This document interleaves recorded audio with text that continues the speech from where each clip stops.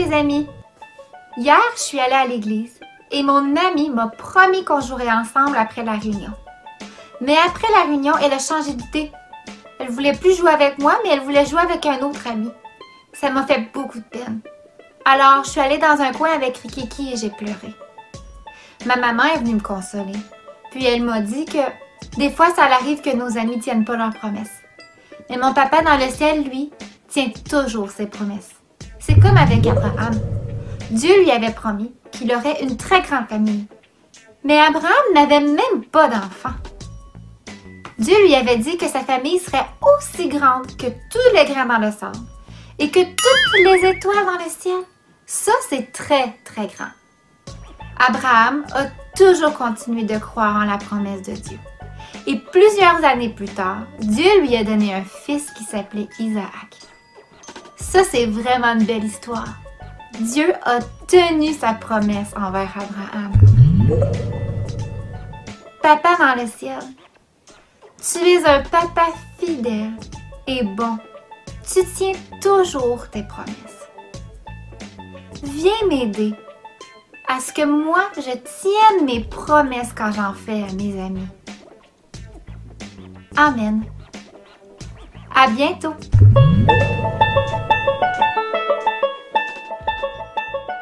Bonjour et bon matin. Merci encore une fois de nous accueillir chez vous aujourd'hui. On veut passer un bon moment ensemble dans la présence de notre Dieu. Quel privilège, encore une fois, que de rentrer dans la présence de notre Seigneur et de savoir qu'il est celui qui nous accueille ou veut faire du bien à l'intérieur de nos vies et de nos cœurs. Vous avez vu ce matin en ouverture, voir un petit peu les choses différemment. En fait, ce qu'on a fait, on a raccourci le temps du 2 minutes et on a mis Sarah raconte la parole et on veut maximiser le temps ensemble les dimanches matins. Alors, en ouverture, on va essayer dans les prochaines semaines, comme on l'a fait ce matin, de mettre Sarah raconte la Bible en fonction que les enfants les plus jeunes puissent aussi recevoir et être bénis en début de réunion. Et aujourd'hui, après la prière et l'ouverture, on aura bien sûr Philou qui va être là et après, on aura la louange, l'adoration et bien sûr la suite de la réunion. Merci encore une fois de consacrer ce temps ensemble aujourd'hui. La prière de notre cœur, c'est que vous puissiez être bénis aujourd'hui, rencontrer là où vous êtes et sachez que Dieu est celui qui vous connaît, qui vous voit et qui veut faire du bien à l'intérieur de votre vie. Prions ensemble. Seigneur, merci de l'opportunité, encore une fois, que tu nous donnes de pouvoir être ensemble. Puisses-tu parler à nos cœurs aujourd'hui, que tout ce qui va être fait à travers cette réunion puisse nous faire du bien. Peu importe les groupes d'âge, que ce soit pour les enfants avec Philou et le reste, que ce soit le temps de louange, d'adoration, la parole. Seigneur, que toute chose soit à ta gloire et que Dieu, à l'instant lorsqu'on terminera ensemble cette réunion aujourd'hui, on pourra dire que ça a été un moment béni dans ta présence, un moment où tu auras parlé à nos cœurs, un moment où tu nous auras amenés plus loin dans notre communion et dans notre relation ensemble. Merci Seigneur pour la famille du Centre évangélique de Shawinigan. Merci pour chaque personne qui se joigne à nous. Alléluia, d'un peu partout les dimanches matins. Puisses-tu bénir, rencontrer et faire du bien encore une fois. Et Seigneur, nous remettons ces instants entre tes mains. Et Saint-Esprit, nous voulons t'entendre aujourd'hui. Au nom de Jésus, nous prions. Amen et Amen. Alors, bonne réunion.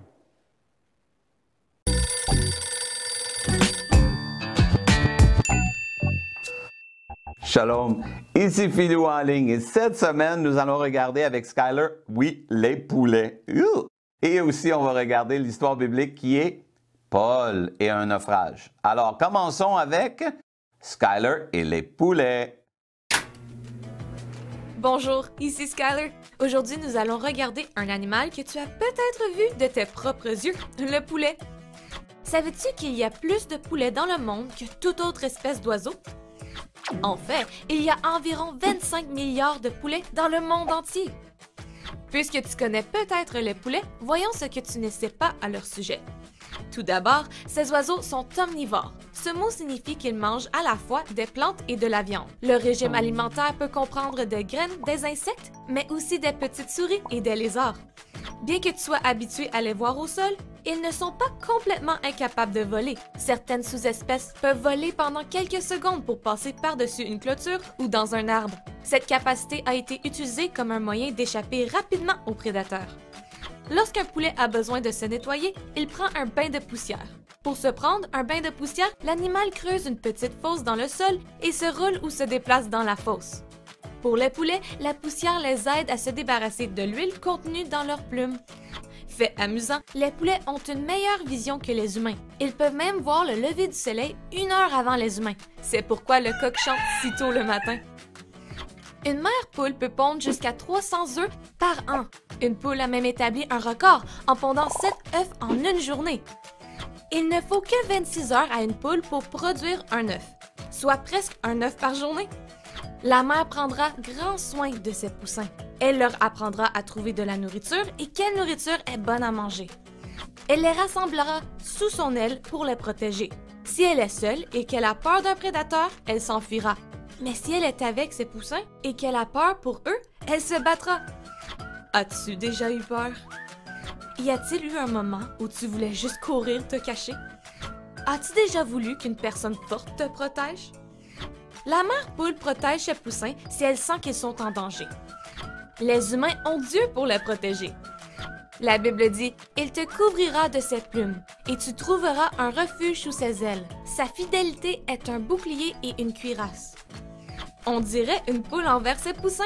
Dieu fait la même chose. Il protège ses enfants. Donc, quand tu as peur, et lorsque tu as besoin de protection, n'oublie pas ATP. Arrête-toi et prie. Tu as vu? Oui, les poulets, la poule, elle cache ses tout petits autour d'elle, en dessous d'elle, comme Dieu le fait avec nous. C'est que ça dit dans Psaume 91, 4, ça dit « Il te couvrira de ses plumes et tu trouveras un refuge sous ses ailes. » Eh oui, quand tu as peur ou tu as des temps difficiles, Dieu est là, tu peux lui parler, il va t'aider. On a une histoire dans notre Bible d'un homme qui a vécu, Paul, que Dieu a protégé. Tu es prêt? Ici Paul et le naufrage.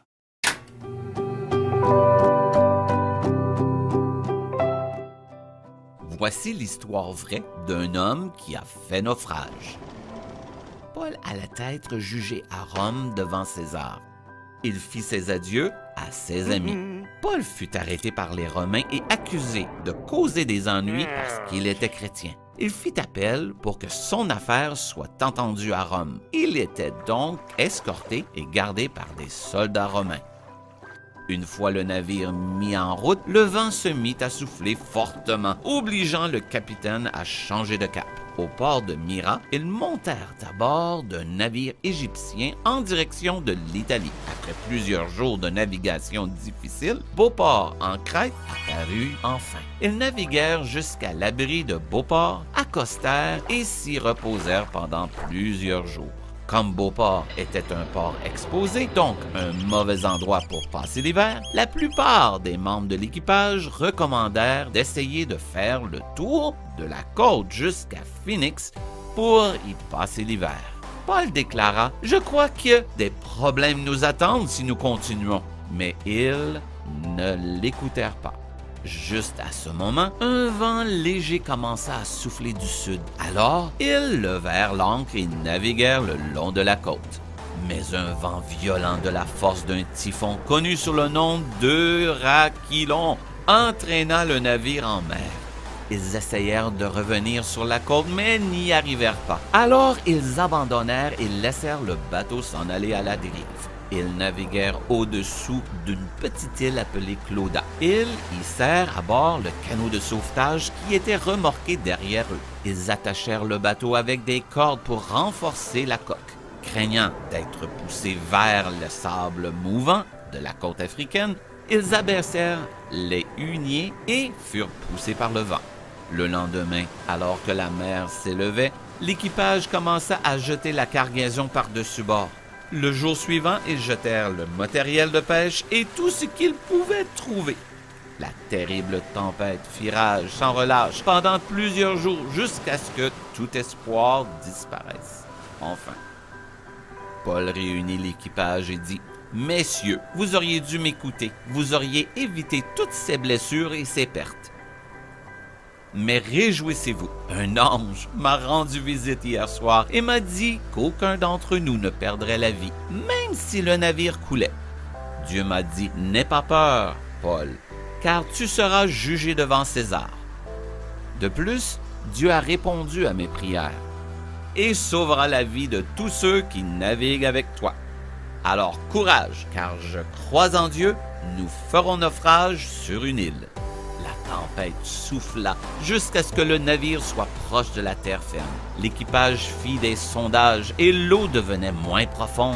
Certains des marins avaient prévu d'abandonner le navire et descendre le canot de sauvetage. Mais Paul dit aux soldats et au commandant, « Vous allez tous mourir si tout le monde ne reste pas à bord. » Les soldats coupèrent donc les cordages et laissèrent leur canot de sauvetage dériver. Lorsque l'obscurité fit place à la lumière du matin, Paul supplia tout le monde de manger. « Vous n'avez pas touché à la nourriture depuis 2 semaines, dit-il. » Il rendit grâce à Dieu et ils mangèrent.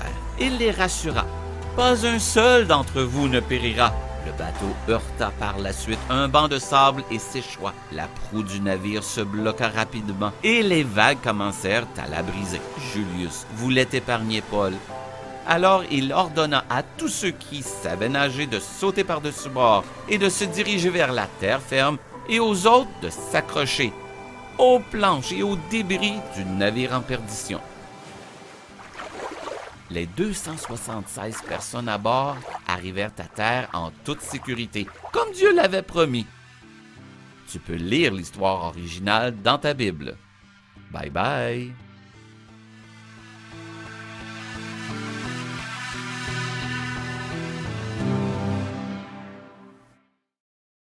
Oui, Dieu a protégé Paul. Pas seulement lui, tous ceux qui étaient avec lui.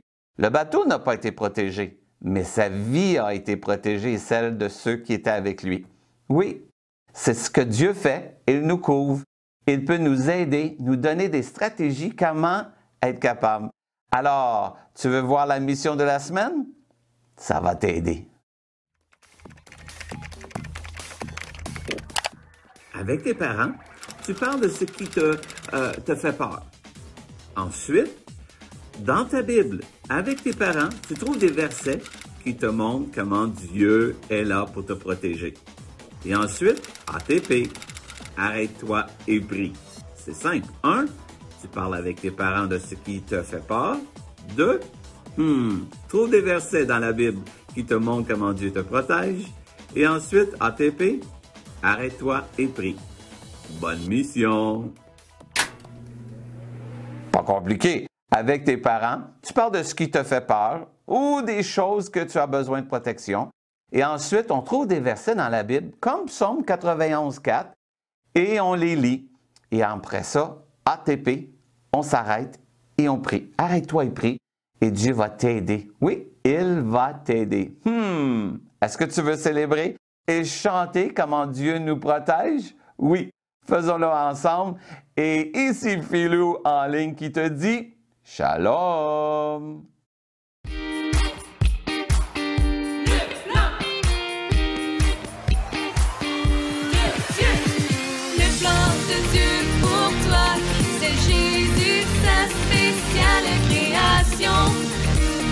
Le plan de Dieu pour toi, c'est Jésus, le chemin vers le salut. Jésus est le plan de Dieu. Le plan!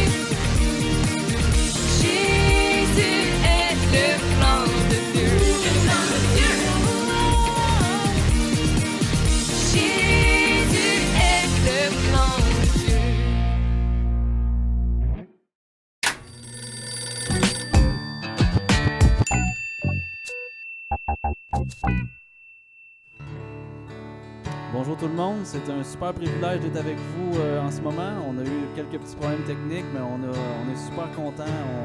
La joie est ici avec nous, puis on vous encourage à simplement donner vos cœurs à Dieu ce matin, à embarquer dans la louange, puis donner ce que vous avez, puis Dieu va le recevoir avec une grande joie.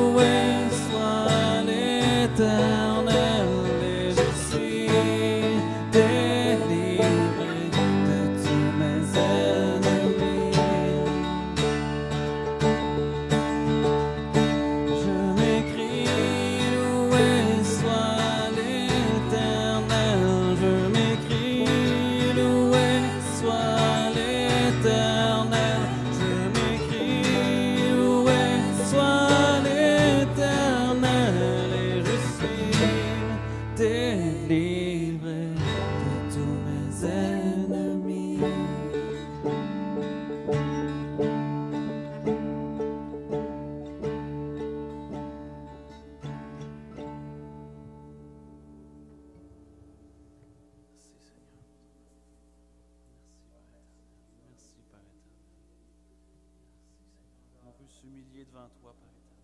Tu es tellement grand.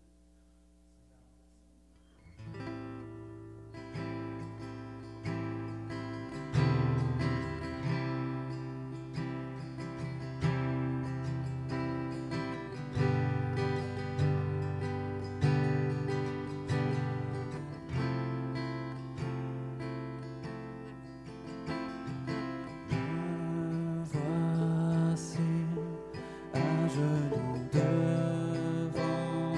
toi,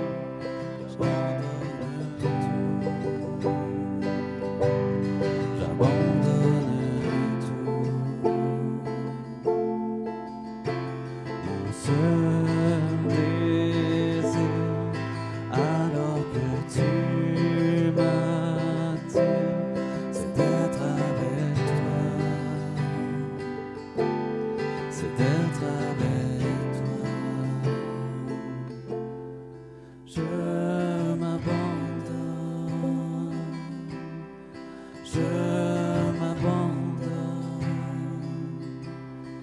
Je veux te connaître plus, je veux te connaître plus. Par ta grâce, viens inonder mon âme. J'ai besoin de toi. J'ai besoin de toi.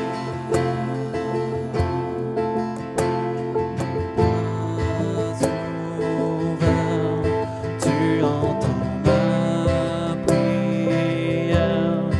Parle à mon cœur, parle à mon cœur. Je m'abandonne, je m'abandonne.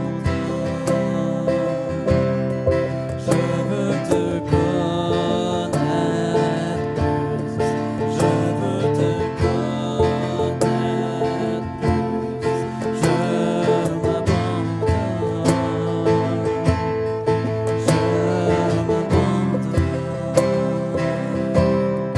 Je veux te connaître plus, je veux te connaître plus. Un vent puissant souffle maintenant, Dieu viens régner en moi. Tel un ouragan, réveille mon âme. Dieu viens régner en moi. Tel un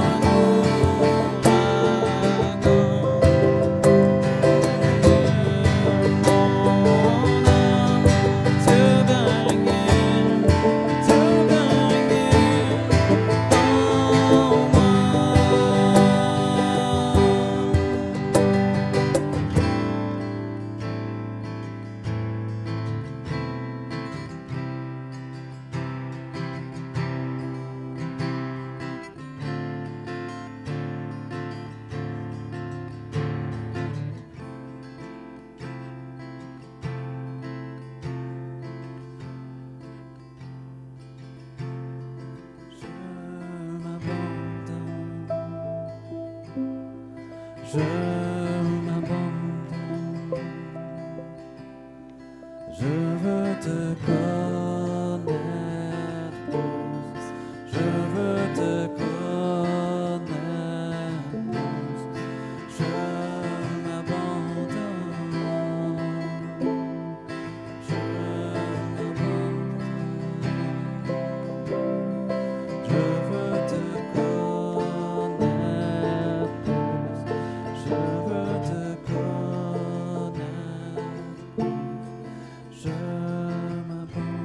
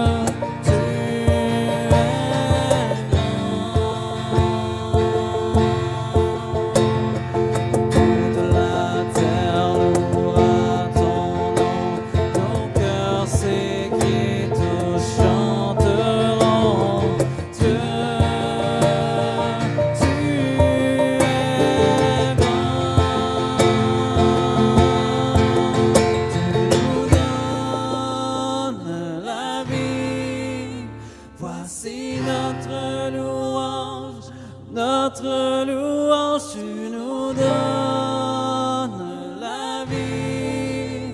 Voici notre louange, pour toi seul tu nous donnes la vie. Voici notre louange, tu nous donnes la vie. Voici notre louange, pour toi seul tu nous donnes la vie. Voici notre louange, tu nous donnes la vie. Voici notre louange, pour toi seul.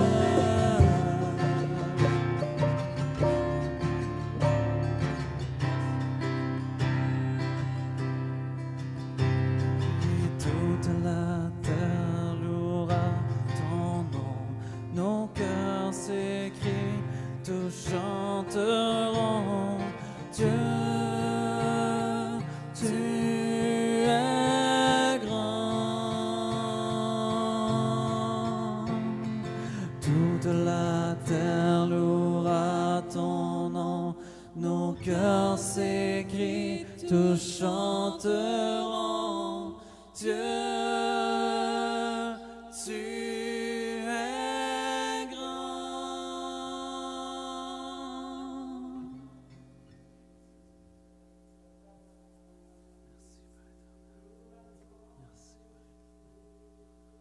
Merci pour ton amour pour nous, Seigneur. Merci, Père éternel.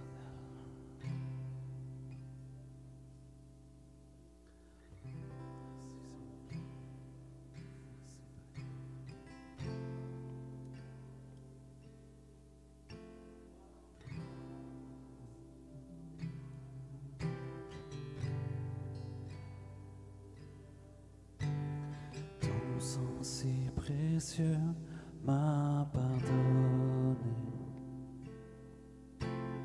Blanc, oui, plus blanc que la neige.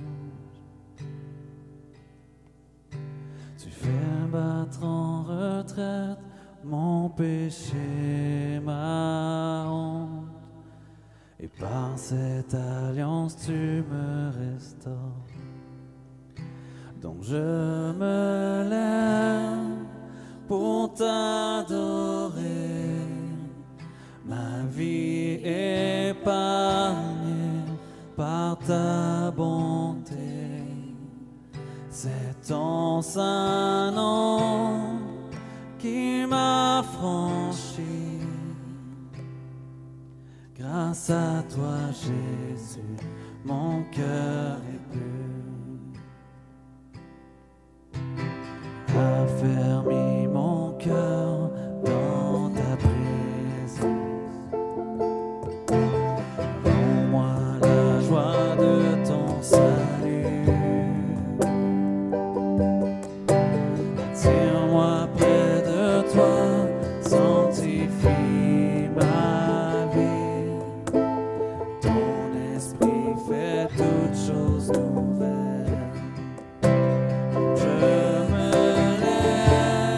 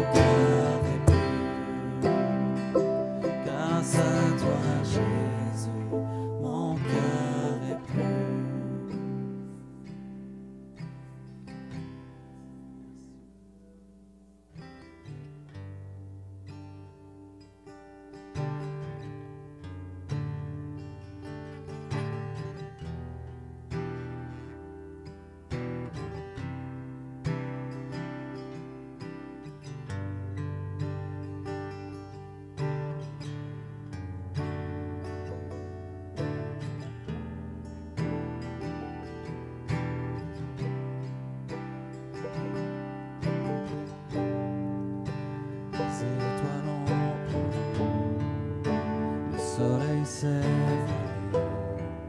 car le sauveur Dieu était tombé, son corps sur une croix, son sang versé sur ses épaules de nos péchés. À son tout dernier souffle, le ciel se détournait, le Fils de Dieu gisait dans les ténèbres. Gardons le tombeau, livré contre la mort, pour terrasser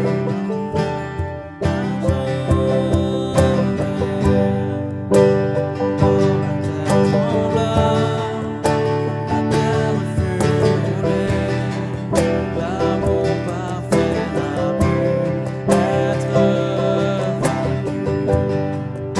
Mort, où est ton pouvoir? Le roi ressuscité a remporté la victoire. À jamais il est élevé. À jamais il est glorifié. À jamais ressuscité. Il est vivant. Il est vivant.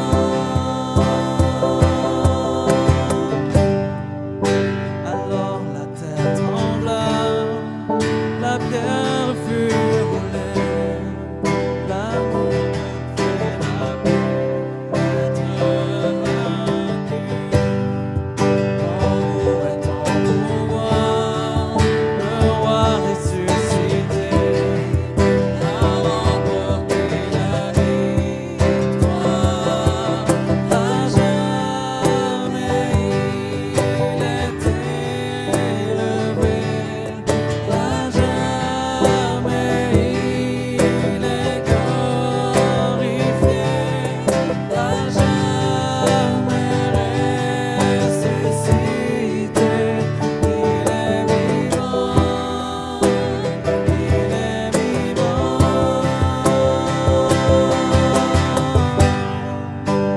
Chantons Alléluia. Chantons Alléluia. Chantons Alléluia. L'agneau a triomphé. Chantons Alléluia. Chantons Alléluia. Chantons Alléluia. L'agneau a triomphé. Chantons Alléluia. Chantons Alléluia. Chantons Alléluia. L'agneau a triomphé. Chantons Alléluia. Chantons Alléluia. Chantons Alléluia. L'agneau a triomphé.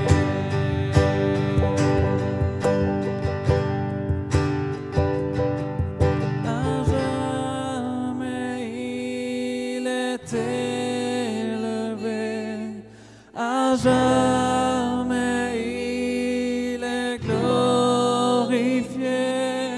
À jamais ressuscité. Il est vivant. Il est vivant.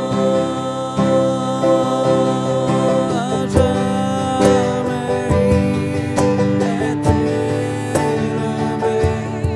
À jamais il est glorifié. À jamais ressuscité. Il est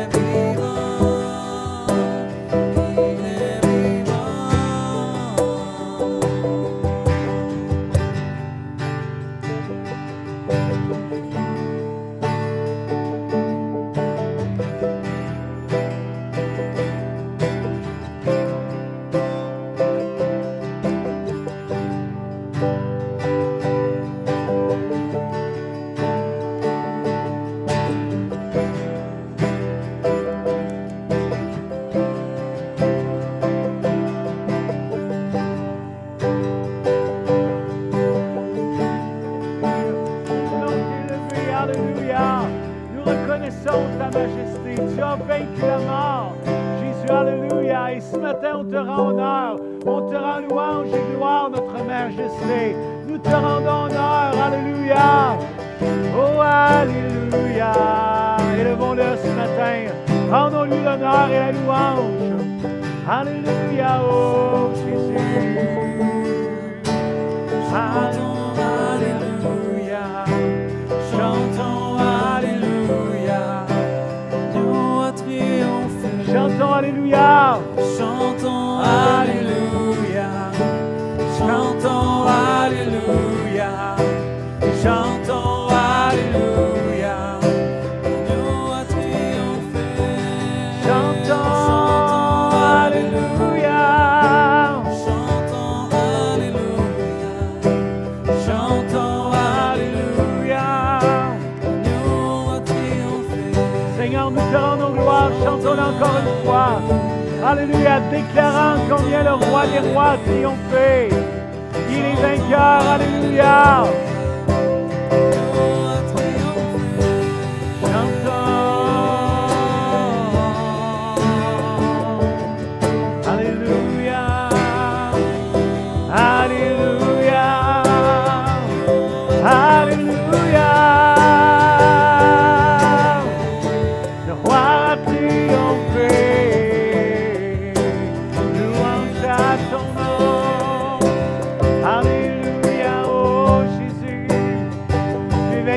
Seigneur, alléluia. Oh, merci Jésus pour qui tu es.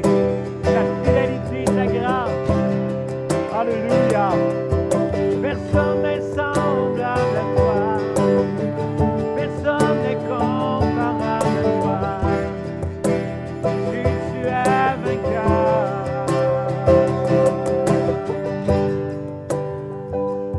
Alléluia, on veut déclarer ce matin comment Jésus est vainqueur, comment il est vivant aujourd'hui. Je veux te dire que là où tu es, alléluia, Jésus a vaincu la mort. Alors que les gens pensaient que tout était terminé, que tout était fini, alléluia, Jésus était mort, les disciples sont repartis et certains membres sont retournés à leur occupation, mais Jésus, alléluia, était vainqueur. La Bible nous dit, il avait déclaré, il avait prophétisé, la parole avait annoncé des centaines d'années auparavant qu'il ressusciterait le troisième jour. Et la chose est arrivée comme la chose avait été déclarée. Jésus, alléluia, a été vainqueur.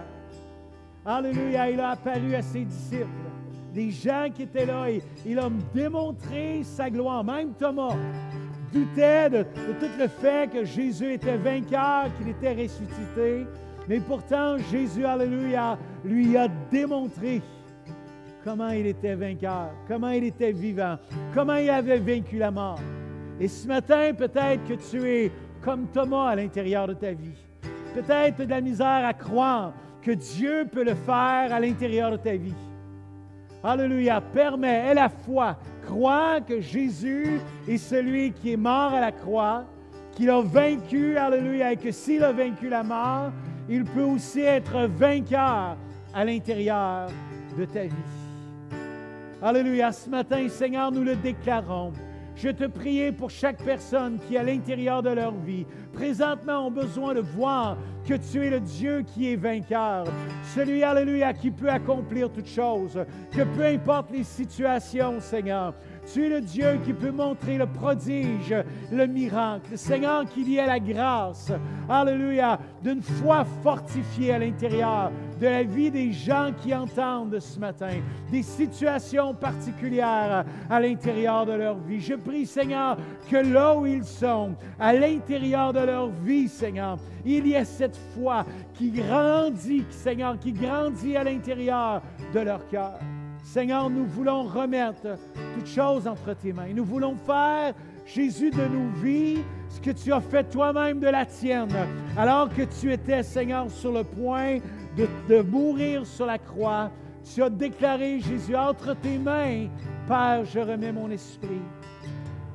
Seigneur, aujourd'hui, nous voulons faire la même chose pour nos vies, pour nos situations, pour qui nous sommes. Père, Entre tes mains, nous remettons nos vies. Entre tes mains, nous remettons nos situations. Entre tes mains, Seigneur, nous remettons ce qui est impossible, ce qui est imaginable, Seigneur, alléluia, à l'intérieur de nos vies. Mais au-delà de tout cela, Seigneur, nous voulons remettre qui nous sommes entre tes mains. Et ta parole nous dit, Jésus, alléluia, qu'à ce moment-là, tu as, après avoir remis ton esprit entre les mains de ton Père, tu es mort.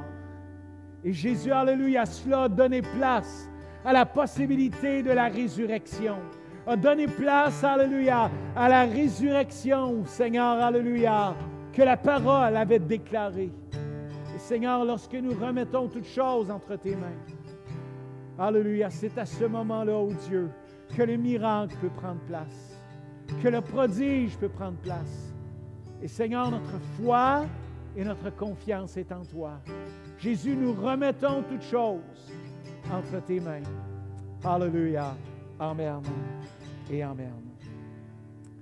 Alléluia.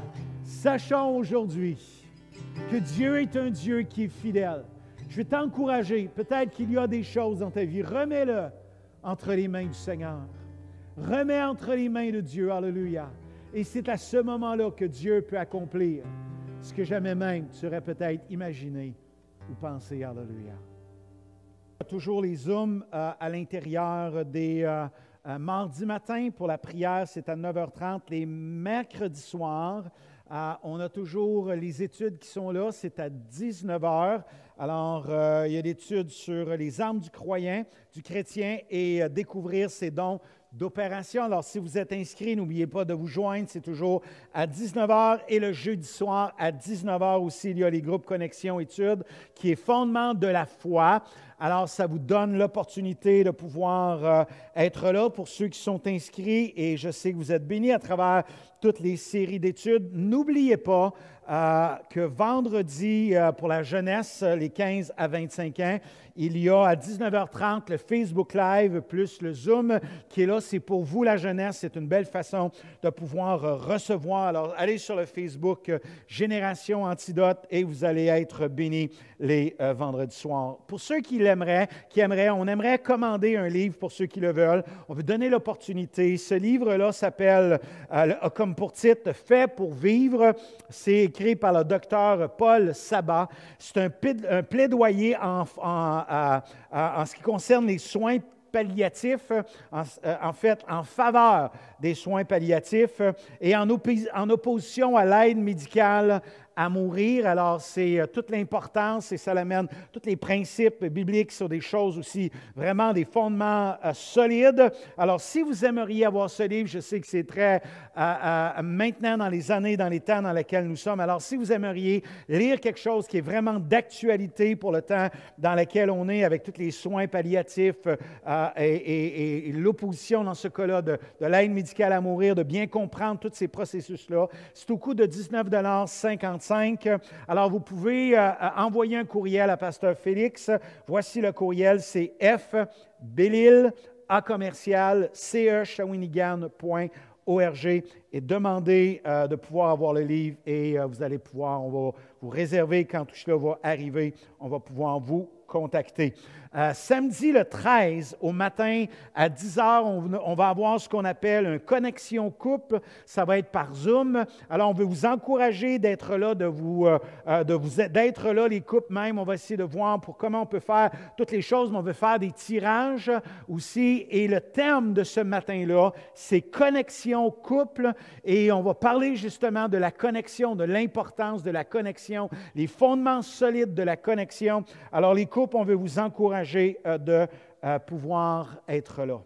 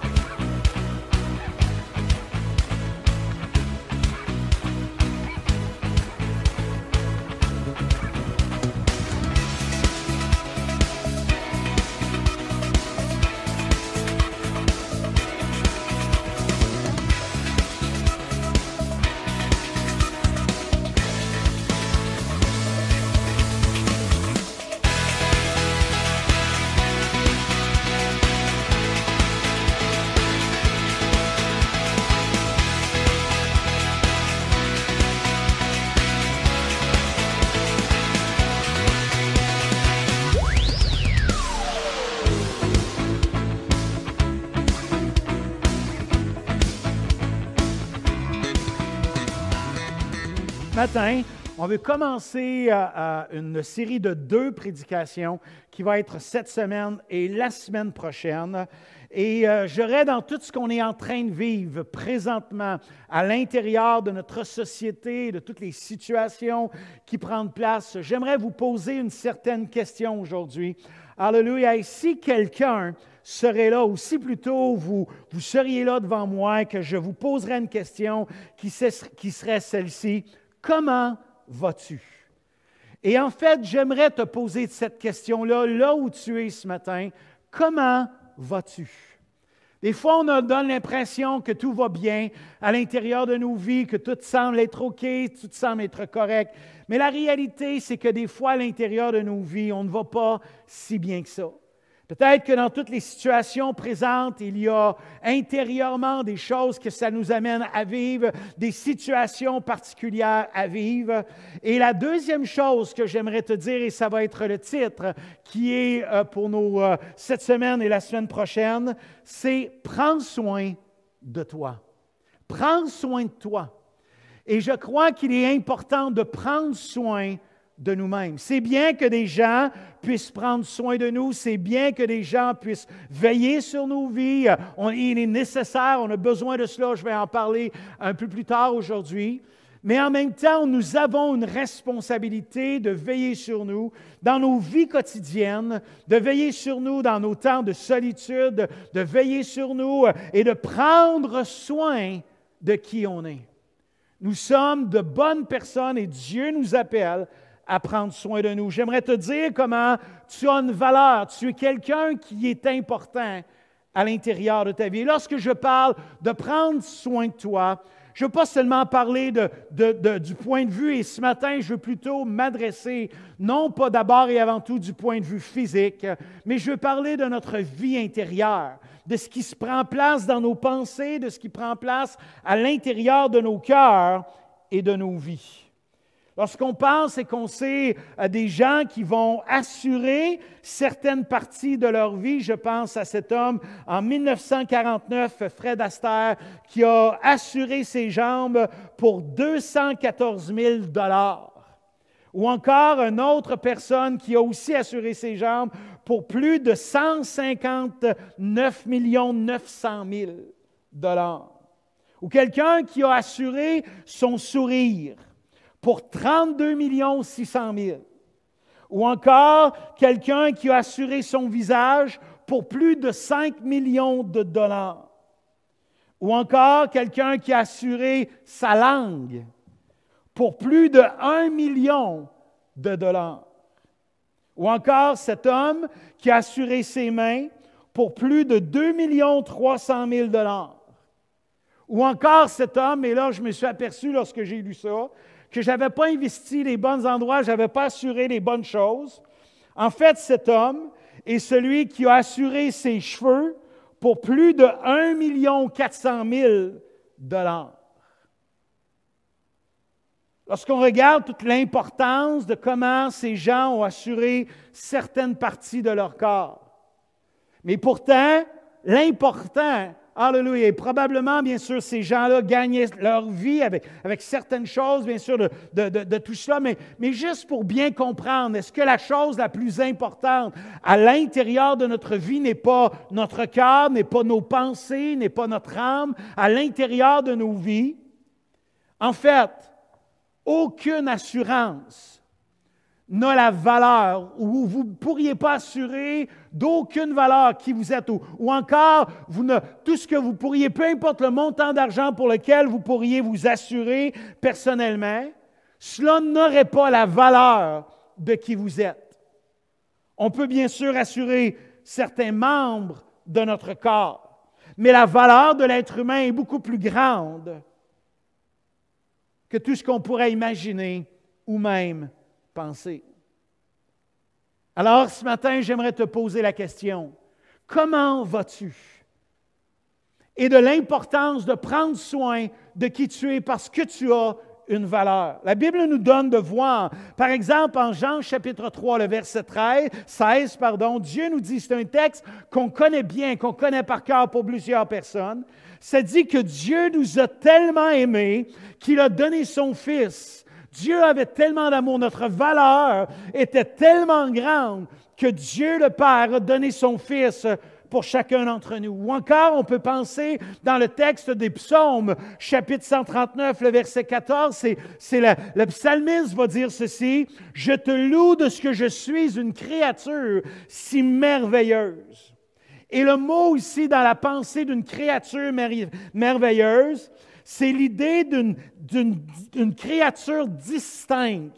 Alors, ça ne fait pas seulement référence à le fait d'une création, mais fait référence aussi à un individu, à une personne particulière. Et le psalmiste va dire à ce moment-là, « Quelle créature si merveilleuse, si distincte, si glorieuse que je peux être à l'intérieur de ma vie. » En même temps, ça parle d'une idée dans le texte de quelqu'un de différent. Chaque personne est différente. Chaque personne vit les choses différemment. Peut-être certains d'entre nous, les moments dans lesquels on est nous affectent un peu plus, ont des impacts un peu plus grands à l'intérieur de nos vies. On entend toutes sortes de statistiques, de révélations de ce que cela amène dans la situation des vies personnelles des gens, des vies de famille, chez nos enfants, à l'intérieur, les écoles et de tout ce qui prend place, les couples. Comment ça a des impacts? Mais la réalité, c'est que chaque personne est précieuse aux yeux de Dieu. Mais en même temps, nous avons besoin de réaliser que nous, en tant que personne, nous avons une valeur. Tu as besoin de réaliser l'importance d'investir à l'intérieur de ta vie. Souvent, nous investissons dans toutes sortes de choses dans notre environnement, mais l'importance d'investir à l'intérieur de nos cœurs. On est là à investir presque toute une vie, de toute notre vie de travail, en fonction d'un jour arrivé à notre retraite et qu'on ait une retraite qui soit assez confortable, une retraite qui va être plaisante. On met à part, on se prive, on met les choses de côté, on gère en fonction d'eux. En même temps, de cette importance de prendre soin de nous, de grandir, de croître. J'aimerais en même temps te poser la question, est-ce que tu es une personne qui intérieurement grandit présentement? La parole de Dieu nous demande de veiller, de garder, de préserver nos vies et nos cœurs. La première chose pour être capable d'aller plus loin et de pouvoir croître à l'intérieur de nos vies, c'est de préserver ce que Dieu a mis à l'intérieur de nos vies et de nos cœurs. Dans Proverbes chapitre 4, le verset 23, ça dit « Garde ton cœur plus que toute autre chose, car de lui viennent les sources de la vie. » Le mot « garder » ici, c'est le mot « conserver ». C'est être le gardien de quelque chose de précieux. C'est de protéger quelque chose de précieux. Et des fois, on est là à garder certaines choses, mais l'importance de garder quelque chose à l'intérieur de nos vies, plus que toute autre chose, le texte dit. Et il est intéressant parce que dans l'idée du texte, du plus que toute autre chose, c'est l'idée de mettre quelque chose en confinement. C'est l'idée de mettre quelque chose comme dans une prison, de mettre quelque chose à un endroit et que le gardien va préserver. L'idée, c'est de prendre ton cœur, de le mettre dans un lieu sécure, dans un lieu sûr, et que nous soyons le gardien de nos cœurs, le gardien de nos vies, pour pas que des choses entrent, viennent, prennent place et nous amènent dans des dimensions qui nous empêcheront de grandir. Et le texte dit, car c'est la source de la vie. Et là encore, là, c'est comme si l'idée de ce qui est gardé va devenir une source qui va jaillir sur ce qui est de l'extérieur. C'est l'idée, alléluia, de quelque chose qui va s'étendre, de quelque chose qui va arriver, mais qui va se prolonger. Regardez bien dans la précision de ce que le texte est en train de nous dire dans Proverbes chapitre 4, verset 23. Le texte est en train de dire « Sois celui, alléluia, qui va être le gardien, celui qui va conserver, qui va prendre ton cœur, qui va le mettre dans un lieu sécure, qui va le mettre dans un endroit qui va être sûr, et que dans cet endroit-là, de ce que Dieu va déposer, va faire à l'intérieur de ton cœur, cela va pouvoir jaillir autour de toi, va pouvoir simplement s'étendre, aboutir, prolonger, va être celle qui va être la source qui va en sortir. Bien sûr, sur ta propre vie, mais aussi sur les gens qui vont t'entourer, les personnes qui vont être autour de toi. L'importance de veiller sur nos vies et sur nos cœurs. Il y a un texte dans la Bible qui pour moi, nous enseigne beaucoup de choses et en même temps nous donne de comprendre ce qui peut venir et prendre place à l'intérieur de nos vies. Et c'est le texte dans Genèse, chapitre 4, verset 7, avec Caïn. Alors que Caïn, dans le contexte, vous pourrez le lire à la maison peut-être durant cette semaine, Caïn et Abel avaient offert un sacrifice à Dieu. Et le texte nous montre que le sacrifice de Caïn n'avait pas été agréé comme celui d'Abel. Et tout de suite, il y a quelque chose qui a pris place dans le mécontentement, dans la colère de Caïn.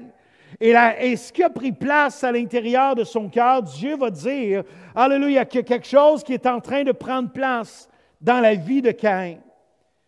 Certainement, le texte dit dans Genèse chapitre 4, verset 7, « Certainement, si tu agis bien, tu relèveras ton visage, et si tu agis mal, le péché se couche à ta porte, et ses désirs se portent vers toi, mais toi, domine sur lui. » Dans le texte, Dieu se révèle. Rappelons-nous cette pensée-là. Dieu se révèle de façon claire à Caïn, pour dire, Caïn, il y a quelque chose qui est en train de vouloir prendre place, qui est à la porte de ton cœur. Caïn, et que tu dois veiller à l'intérieur de ta vie pour pas que cela vienne et puisse détruire ou voler ce que Dieu veut faire à l'intérieur ou comment, dans la suite des choses, va briser ta vie. Alors, lorsqu'il est là, Dieu va dire, Caïn, il y a quelque chose qui est à la porte de ton cœur. Fais attention, qui se couche là, qui est prêt à prendre place.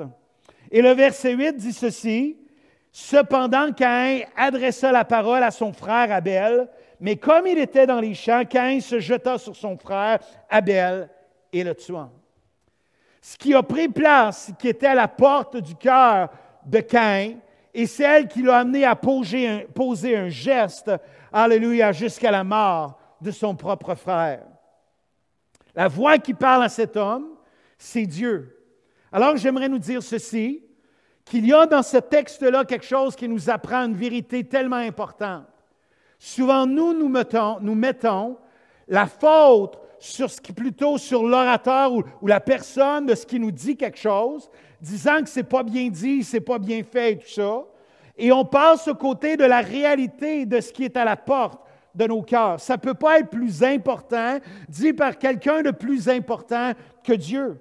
Pourtant, Caïn n'écoute pas ou n'entend pas ou ne prend pas conscience ou ne bataille pas à ce qui est en train de prendre place à l'intérieur ou dans le cœur, dans son cœur.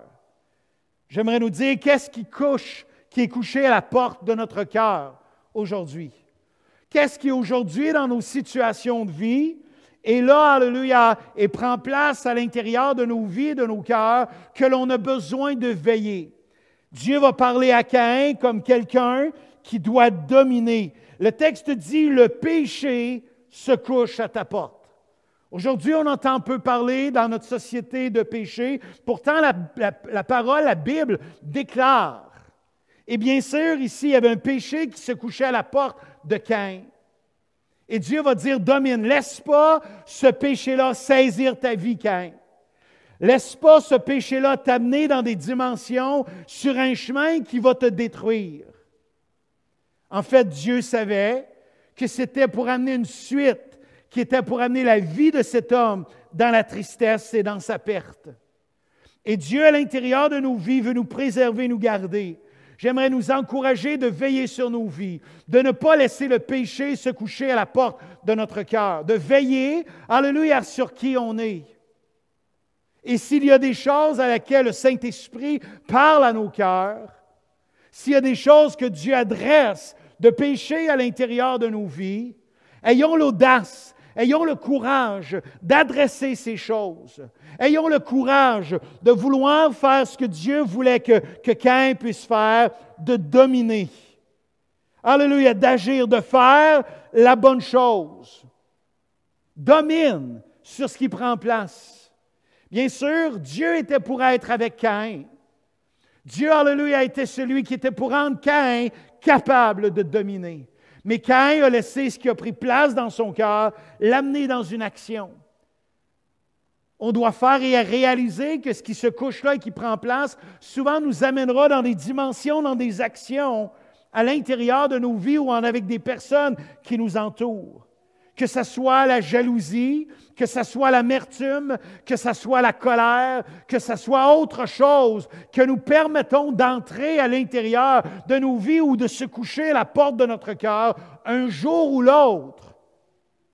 Si on ne l'enlève pas de la porte de notre cœur, un jour ou l'autre, la porte s'ouvrira et ça entrera. Ça semble que la chose qui était là dans la vie de Caïn, qui était à la porte de Caïn, pouvait être enlevée. Dieu n'a pas parlé à Caïn dans un sens de fatalité, que la chose devait arriver, que la mort d'Abel devait se produire. Mais plutôt, Dieu donne à Caïn la pensée pour que la chose n'arrive pas. J'aimerais nous enseigner une pensée bien importante, qu'il y a des choses que le Saint-Esprit adresse à l'intérieur de nos vies, afin que les choses n'arrivent pas dans une fatalité, que les choses n'arrivent pas comme si elles devaient arriver, mais plutôt dans la dimension que Dieu est celui qui désire nous en préserver. Et pour cela, lorsque nous gardons notre cœur et notre vie, à ce moment-là, ça vaut la peine d'y investir à l'intérieur de nos vies et de nos cœurs. Ça donne l'importance de réaliser et d'y investir.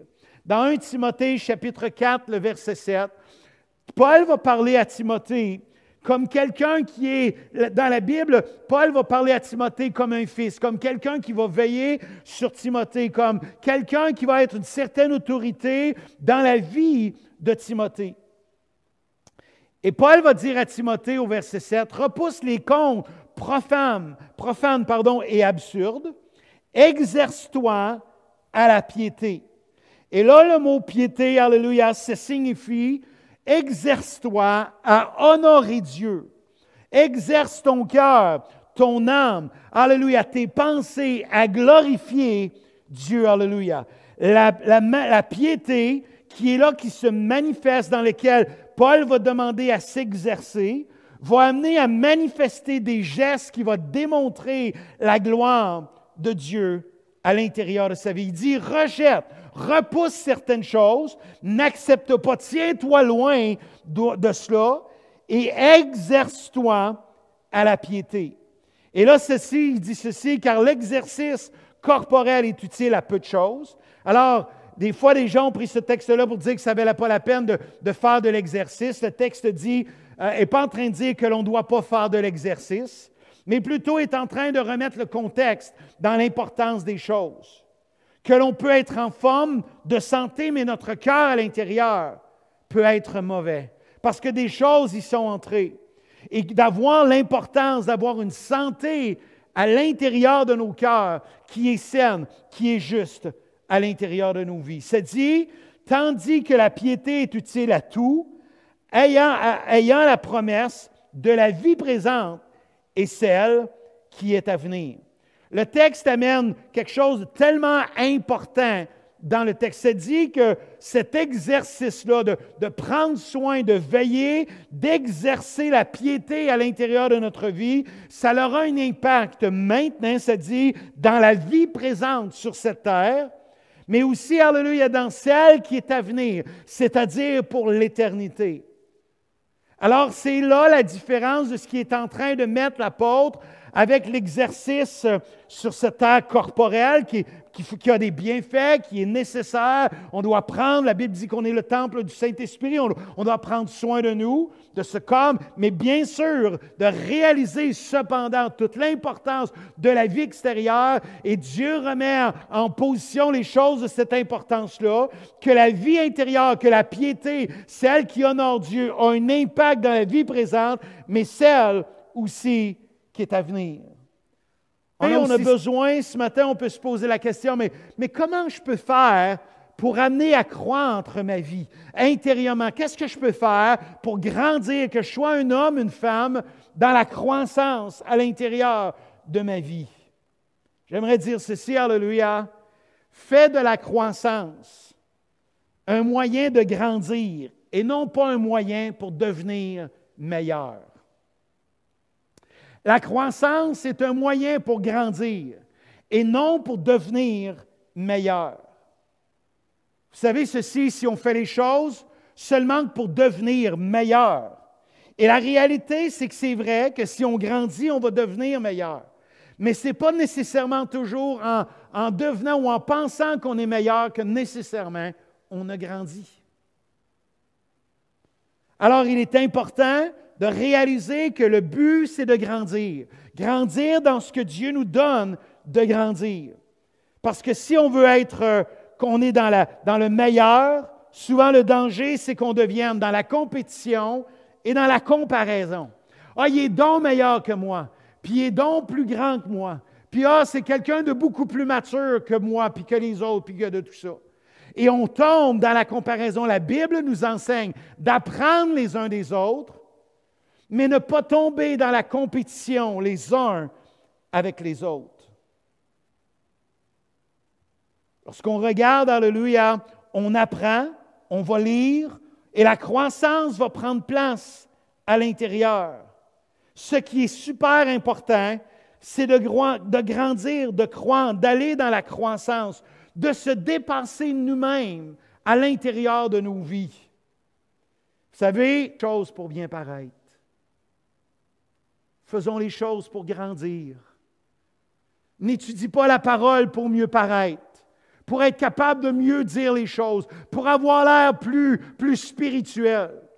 Faisons les choses pour grandir, parce que nous avons besoin de grandir. J'aimerais nous dire que les enfants n'ont pas besoin de parents qui sont les meilleurs, n'ont pas besoin de parents parfaits. Les gens, ton épouse n'a pas besoin d'un mari parfait, d'être le meilleur. Ton époux n'a pas besoin que tu sois la femme la meilleure, que tu sois la personne la mieux. Mais alléluia, elles ont besoin et nous avons besoin d'avoir des gens autour de nous qui eux-mêmes vont grandir. Les enfants ont besoin de voir des hommes et des femmes, des pères et des mères, alléluia, qui vont grandir à l'intérieur de leur cœur.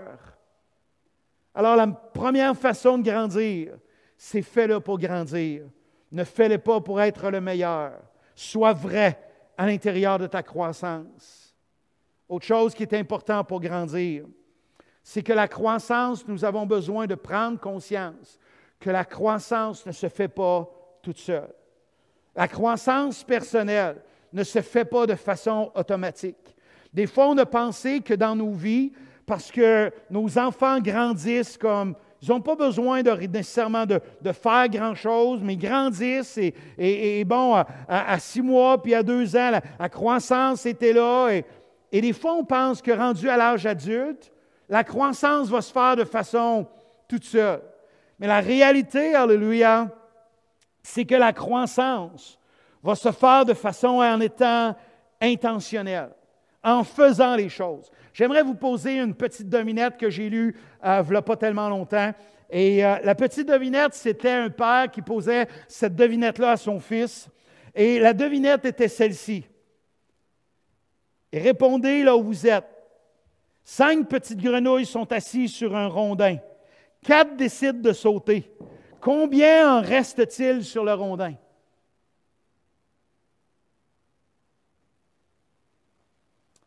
Et l'enfant répondait à son père, « Il n'en reste qu'une seule. » Et le père lui a dit, « Il en reste 5. » Et le père a commencé à expliquer à son fils, alléluia, la différence entre décider et agir.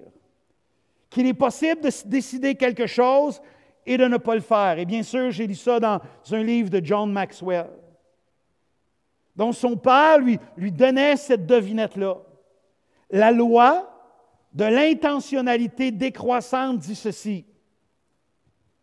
Plus vous attendez pour réaliser quelque chose que vous devez faire sur le champ, plus les chances sont grandes que vous ne l'accomplirez jamais. Plus tu attends de faire les choses que tu sais que tu devrais le faire maintenant pour l'intérieur de ta vie, plus tu attends, plus il est possible, ou plus il y a de chances, ou plus il y a d'opportunités sont grandes que tu l'accompliras jamais. Alors, nous avons besoin d'être intentionnels, de faire les choses avec intention. Je lisais dernièrement quelque chose que beaucoup de gens sont dans la pensée que pour faire les choses, ils doivent avoir soit des convictions ou encore doivent avoir envie de le faire. Et la personne expliquait que ce n'est pas une réalité, que des fois nous devons agir et faire les choses, pas parce que nous en avons envie, pas parce que nous en voyons un gain, mais parce que nous savons que c'est le moment de le faire. Il y aura des choses que Dieu dans vos vies, pour votre propre vie à vous-même, pour votre propre cœur, Dieu vous appellera à faire et à accomplir pour la croissance de qui vous êtes et que ce sera le moment de le faire. Peut-être vous n'aurez pas envie de le faire, mais Dieu vous demandera de le faire. Soyez intentionnel. Et dans l'intention, on peut dire, « Ouais, mais je veux être intentionnel, mais qu'est-ce que je dois faire pour être intentionnel? » J'aimerais vous donner quelques idées à ce moment ici. Premièrement, sois intentionnel dans ta prière. Souvent, on est là à prier pour toutes sortes de besoins, de situations particulières à l'intérieur de nos vies, mais soyez dans votre prière intentionnelle pour la croissance spirituelle, pour la croissance à l'intérieur de votre vie, pour vos pensées. Seigneur, de prier, Seigneur, dans quelle dimension tu veux que je puisse croître à l'intérieur de ma vie? Quel est le domaine à l'intérieur de ma vie dans lequel j'ai besoin de grandir, j'ai besoin de maturer, quelle est la chose dans ma vie qui peut-être se couche à la porte? Moi, je crois une chose sincèrement. C'est avant que la porte, que ce qui est à la porte entre dans notre cœur puis nous amène à détruire notre vie, je pense que le Saint-Esprit va nous révéler si on est prêt à entendre. Que le Saint-Esprit va se révéler à nos vies. Sois intentionnel dans ta prière. Seigneur, parle-moi, montre-moi, qu'est-ce qui dans ma vie a besoin de grandir? Quelle est dans la situation dans laquelle je suis a besoin de grandir? Sois intentionnel dans la prière. Deuxièmement, sois intentionnel dans la lecture de ta parole et des études. Prends des choses dans la parole. Lis la parole avec intention.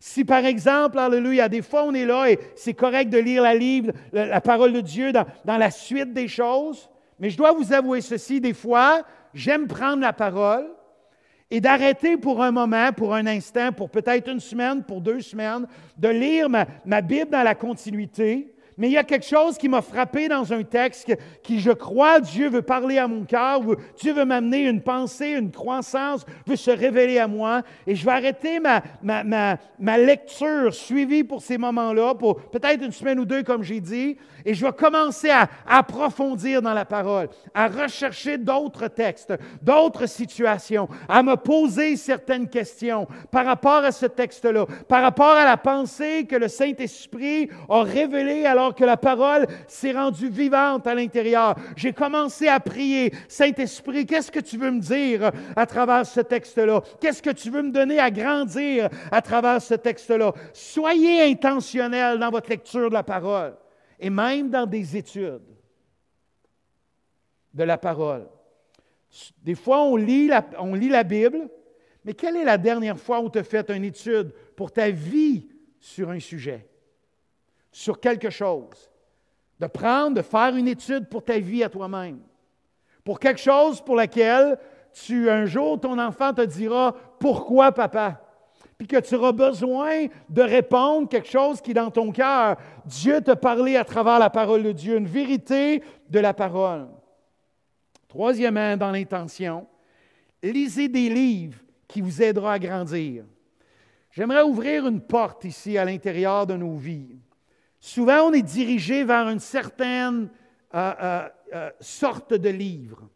Des fois, on peut être attiré sur une portion de livre qui va naturellement, on va être plus attiré. Mais essayez de lire dans vos vies, dans votre année, dans les temps dans lesquels vous êtes, de lire des livres sur des sujets qui peuvent être différents. Peut-être que tu es rendu à lire un livre. Dans ta vie de foyer, c'est difficile un peu. Lis un bon livre sur qu'est-ce que c'est le mariage, sur comment être un bon mari, comment être une bonne épouse. Peut-être qu'il est temps que tu ouvres intentionnellement, que tu cherches un livre sur quelque chose. Peut-être que depuis un certain temps, tu as besoin de lire un bon livre sur le retour de Christ. Peut-être que tu as besoin de lire un bon livre sur le baptême du Saint-Esprit. Peut-être que tu as besoin de lire un livre sur la façon de gérer, d'être un bon administrateur. Peut-être que tu as besoin de lire un livre sur quelque chose, sur la direction d'être un bon gérant, être un bon patron. Peut-être que tu as besoin de lire un livre sur comment bien éduquer les enfants. Lisez des livres qui, dans vos vies, peut-être que vous ne seriez pas attirés, peut-être que c'est important pour présentement dans ta vie que tu lis un bon livre, c'est souvent, on trouve difficile à lire, mais un livre sur la théologie. Qui est Dieu? Qui est Jésus-Christ? Et de commencer à lire un bon livre qui va bien sûr, ce n'est pas un livre qui va être facile nécessairement à lire, mais qui va t'amener plus loin dans les fondations profondes de ta foi. De lire un bon livre avec intention. Quatrièmement, être intentionnel dans les questions qu'on peut se poser à l'intérieur de nos vies. Être avec intentionnel, de s'arrêter puis de dire quelle est la question qui présentement dans ma vie, alléluia, je devrais me poser. Saint-Esprit, parle-moi sur quelle est la question que je devrais me poser. Peut-être que je devrais me poser la question que j'ai posée au début de la réunion, de la prédication aujourd'hui, qui est comment je vais? Comment présentement je vais intérieurement? Dans ma vie spirituelle, dans ma relation avec le Seigneur, comment je vais en tant que mari, comment je vais en tant qu'épouse, comment je vais en tant qu'enfant, comment je vais en tant que la situation, la direction que je suis en train de prendre. Comment, peut-être que la question c'est, est-ce que je suis en train de faire les bonnes choses dans ma relation de fréquentation dans laquelle je suis? Est-ce que je suis en train de faire ce que Dieu voudrait que je fasse? De poser les bonnes questions. Dans quel domaine de ma vie j'ai besoin de grandir? Comment je devrais être équilibré à l'intérieur de ma vie? Autre chose, de parler avec quelqu'un qui nous amènera à grandir. Quelqu'un, alléluia, qui pourra parler avec toi, qui pourra confronter, qui pourra réfléchir avec toi. Il y a des pensées, il y a des choses dans nos cœurs, il y a des sujets que l'on a besoin de discuter avec des gens. D'ailleurs, il y a même aussi des gens qui ont beaucoup de bénéfices à prendre un temps, prendre une demi-heure, une heure avec quelqu'un, de juste se poser les bonnes questions, de juste bien réfléchir, de juste regarder les choses. Et je veux parler aujourd'hui de certains groupes de personnes qui vont nous aider dans la croissance de nos vies. En fait, il y a des gens avec lesquels tu es en responsabilité. Par exemple, si tu es un père ou une mère, tu as tes enfants. Tes enfants peuvent être quelqu'un qui vont t'aider dans ta croissance. Peut-être qu'à un moment donné, un enfant, peu importe l'âge, dira quelque chose qui est là et que tu sauras dans ton cœur qu'il est en train de dire quelque chose d'important pour ta vie.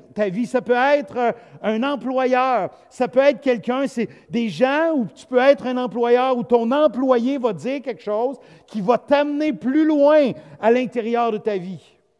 Alors, il y a les gens sur qui Dieu nous demande de veiller ou d'avoir des impacts. Deuxième groupe de gens, c'est nos familles. Nos parents, nos frères, nos sœurs, la famille élargie, les personnes qui sont là, dans lesquelles on a des contacts, ils nous aideront pour être un outil, un aide s'il y a des gens autour de vous, de votre famille, qui pourront être un encouragement, un soutien. On peut parler de nos frères et nos sœurs dans la foi. de s'entraider les uns les autres, de pouvoir partager les bonnes choses les uns avec les autres. Nos amis, les personnes avec lesquelles on a une affinité, avec les gens avec lesquels on a désir passer du temps avec eux, de partager, d'ouvrir nos cœurs, de pleurer ensemble, de faire certaines activités ensemble, de demander conseil à ces amis-là. C'est nécessaire, on en a besoin. Mais je vais aussi mentionner un groupe de personnes qui, majoritairement, ont fait peu référence. Et je vais parler d'autorité et de mentor. Dans la Bible, on découvre tout ce que je vous ai parlé ici, jusqu'à maintenant, on découvre cette importance-là.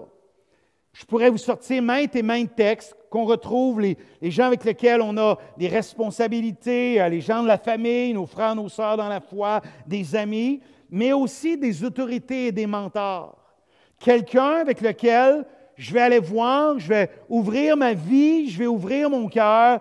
Alléluia! Et je ne le ferai pas dans un sens parce que c'est un ami, mais parce que je veux qu'il ait une autorité sur ma vie, parce que je veux qu'il ait un regard comme quelqu'un qui peut être capable d'avoir une certaine autorité. Par exemple, dans la Bible, j'ai juste mentionné certaines personnes, et cela, c'est quelque chose qui m'a appris à l'intérieur de ma propre vie, de cette importance d'avoir une autorité, un mentor, quelqu'un qui a un regard sur ma vie, pas comme un ami, mais comme un mentor et comme une autorité. Par exemple, il y a eu Samuel pour David.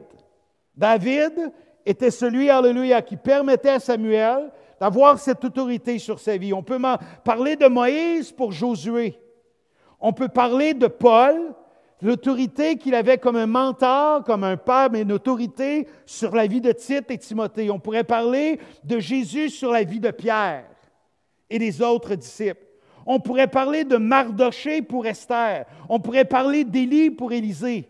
On pourrait regarder, c'est tellement intéressant, la vie de ce jeune homme, de Joas, comment Jéhoiada est celui qui a eu un impact d'une autorité qui a préservé la vie de Joas.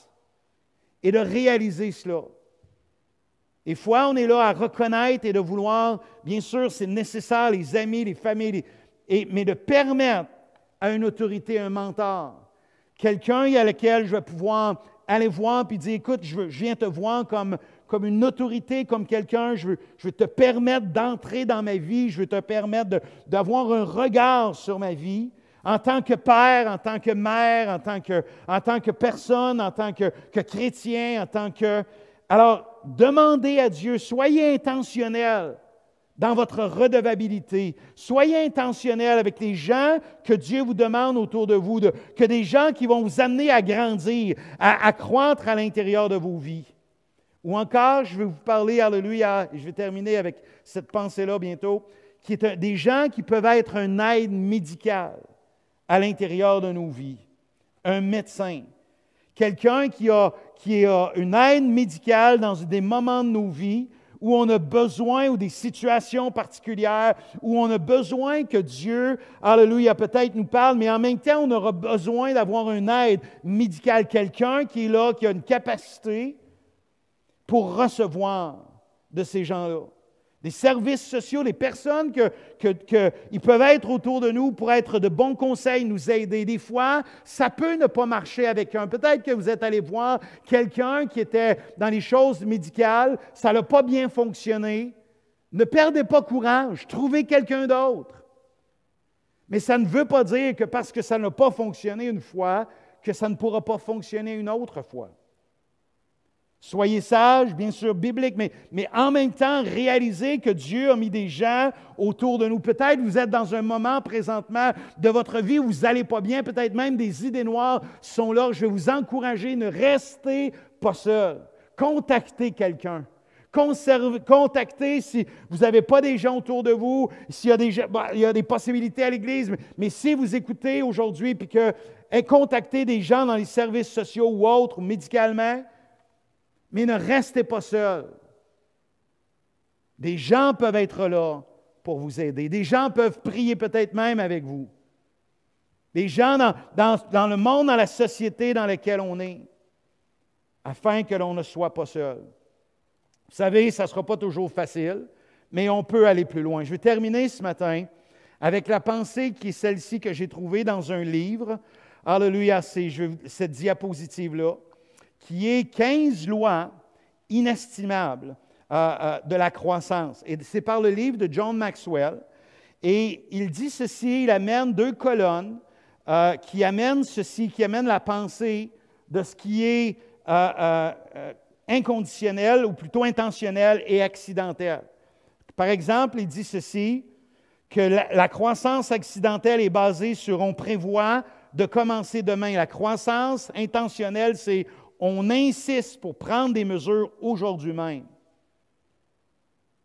Accidentelle, on attend que la croissance se produise d'elle-même. Intentionnelle, on prend entière responsabilité de la croissance personnelle. On apprend seulement de ses erreurs. Et j'aime beaucoup ça ici. On apprend souvent avant de commettre des erreurs. On compte sur sa bonne étoile. On s'appuie sur un travail acharné. On abandonne rapidement et fréquemment. On persévère longtemps malgré des difficultés. On tombe dans de mauvaises habitudes. On se bat pour instaurer de bonnes attitudes. On fait de beaux discours. On va jusqu'au bout.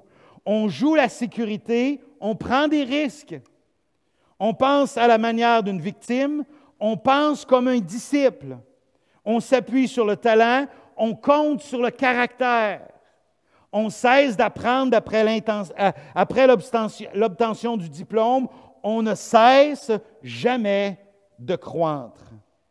Alors, je veux nous dire aujourd'hui, alléluia, qu'il y aura des moments, des situations à l'intérieur de nos vies. Sers-toi, et là, une autre chose par rapport à l'intentionnalité, sers-toi des situations qui prennent place dans ta vie pour grandir, pour aller plus loin, pour grandir, pour maturer, pour les saisir, de ne pas voir ça comme quelque chose qui est là pour t'empêcher de grandir, mais quelque chose qui est là pour t'aider à avancer, à grandir.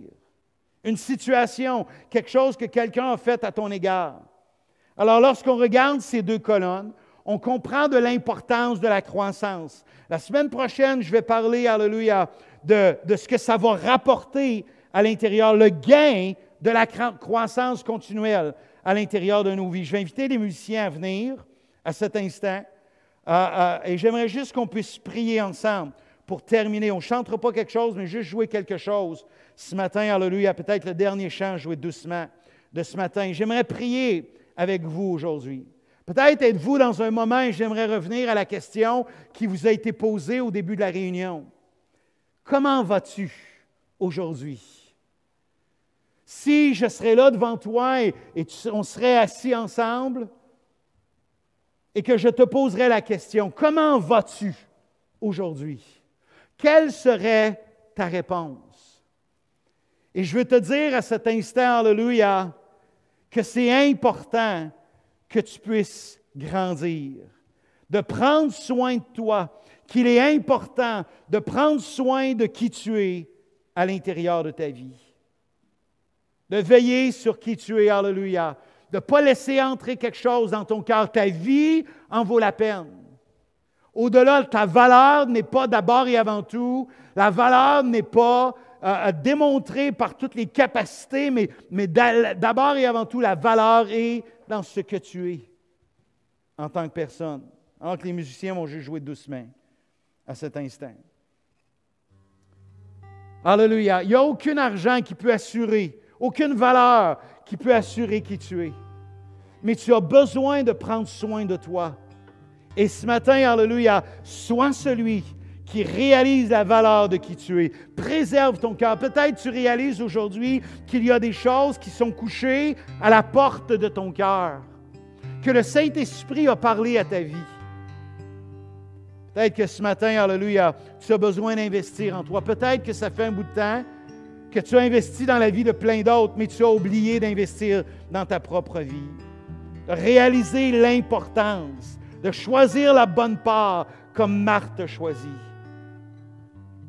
De l'importance de la piété qui va honorer Dieu à l'intérieur de ta vie. De réaliser comment Dieu est celui qui va être là.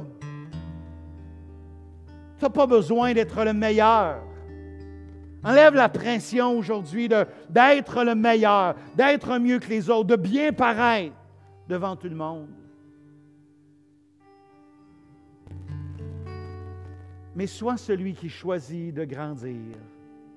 Celui qui choisit, alléluia, d'avancer de façon intentionnelle. De choisir de prier, de lire ta parole, d'être devant le Seigneur, de réaliser qu'il y a des gens autour de toi. Je le dis encore une fois, si tu vis un moment de solitude et dans ton cœur, ça ne va pas bien, il y a des pensées qui ne sont pas les bonnes, trouve-toi quelqu'un, appelle quelqu'un, contacte quelqu'un. Contacte quelqu'un, ouvre ton cœur. Permets-lui, alléluia. La force de quelqu'un est souvent, alléluia, démontrée à la manière dont il est prêt d'aller, de trouver, de rechercher, même d'aller voir quelqu'un. Des fois, ça prend beaucoup plus d'audace de faire quelque chose, de se rendre vulnérable. Ça prend beaucoup plus d'audace de se rendre vulnérable que de juste laisser un masque qu'on veut laisser paraître. Ce matin, permets-moi de prier pour toi aujourd'hui. Seigneur, on veut te remercier pour ta fidélité aujourd'hui. Te remercier de ce que tu es le Dieu qui est concerné. Parce que nous vivons à l'intérieur de nos vies et de nos cœurs. Nous te remercions, Seigneur, pour qui on est aujourd'hui. Nous voulons dire comme le psalmiste, quelle créature si merveilleuse. Seigneur, alléluia, que nous sommes. Quelle créature si merveilleuse que l'on est, Seigneur. Nous sommes chacun d'entre nous différents. Chacun d'entre nous, Seigneur, alléluia, on est différents. Quelle créature si merveilleuse.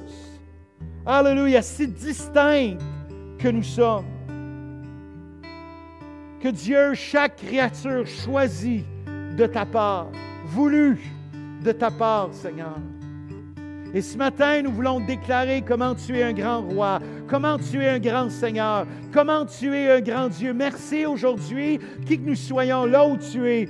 Dis aujourd'hui, merci Seigneur de la créature que je suis. Merci de ce que je suis, cette création. Merci de ce que je suis, ta création. Rends gloire à ce moment. Sois reconnaissant.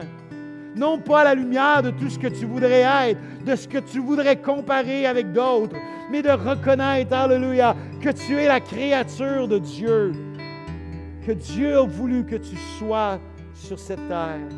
Seigneur, nous te rendons grâce pour qui nous sommes, pour l'amour que tu as pour chacun d'entre nous, de la valeur que nous avons à tes yeux. Seigneur, merci de l'opportunité que tu nous donnes de pouvoir vivre avec toi. Seigneur, apprends-nous à comment grandir. Aide-nous, Seigneur, à pouvoir prier. Aujourd'hui, nous le prions.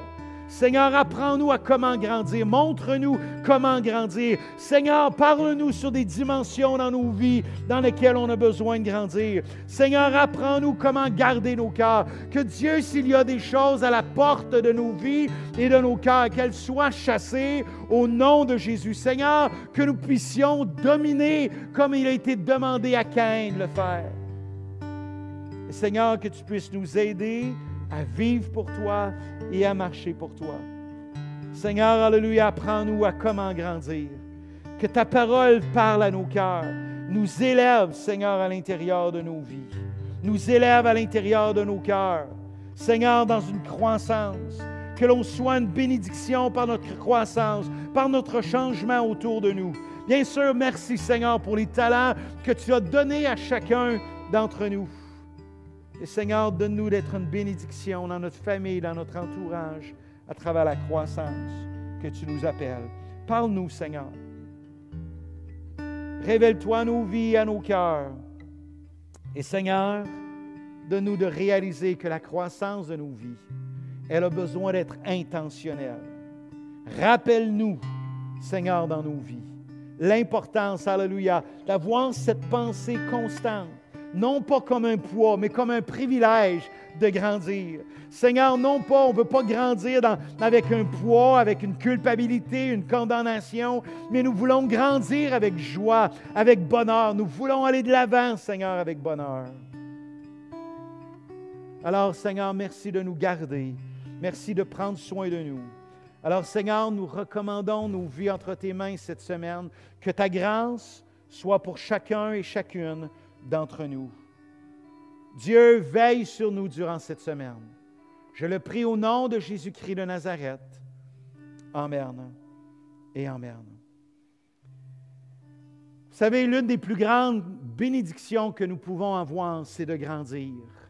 Jusqu'au moment où Dieu viendra nous chercher.